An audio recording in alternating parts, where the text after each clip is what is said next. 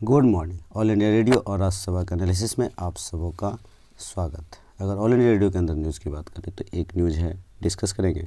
Next one nation one election के बारे में बात की गई है, डिस्कस करेंगे। तो चलिए डिस्कशन स्टार्ट करते हैं। स्वदेशी है, इंडिजिनियसली।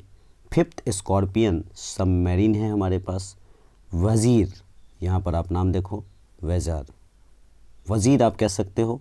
प्रोजेक्ट 75 के तहत बनाया गया है वज़ीर। और Kalvari class submarine was delivered to the Indian navy by Mazagon dock, ये बॉम्बे में है। Ship lines limited in Mumbai today.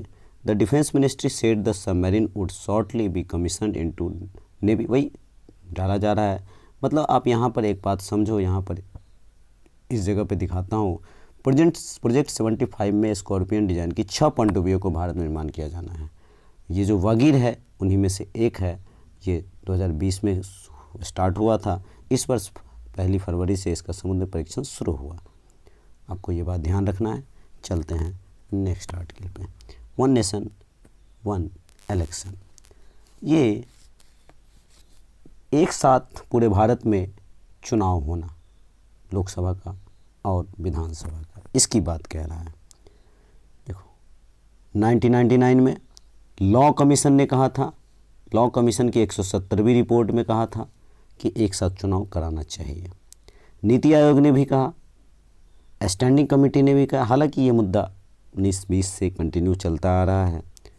एक अगर बैकग्राउंड की बात करें, जब हमारा देश आज़ाद हुआ था तो 1952, 1957, 1962 और 1967 5 बार चुनाव एक साथ हुआ था, लोकसभा और विधानसभा का। पहले भी हो चुका है। अब क्या समस्या है? युवा या हम लोग डेवलपमेंट चाहते हैं, बीच में सरकार गिर जाती है।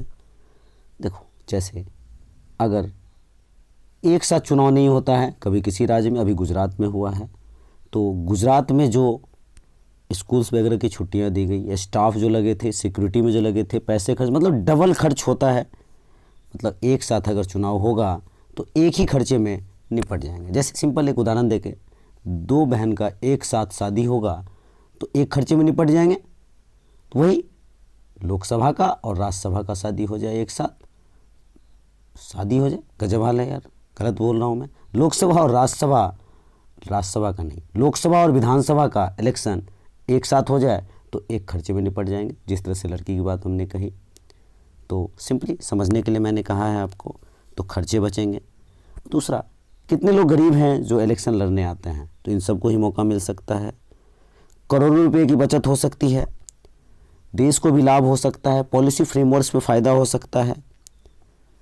2009 में 1114 करोड़ रुपया लोकसभा के चुनाव में खर्च हुए।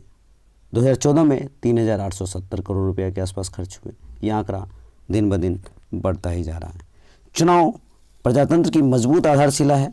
हमारा देश फेडरल स्ट्रक्चर की बात करता है। अगर नेगेटिव की बात करें तो एक देश में एक चुनाव, how this is possible? Federal structure, राज्य को भी उतना ही अधिकार जितना राज्य को अधिकार। सेंटर भारी पड़ता है मतलब सेंटर ताकत अलग है, वो एक अलग चीज़ है। लेकिन फेडरल स्ट्रक्चर को नुकसान हो सकता है। हमारा एक देश फेडरल कंट्री है, तो एक्सपर्ट से राय लिया जाए, इस पर चर्चाएँ हों।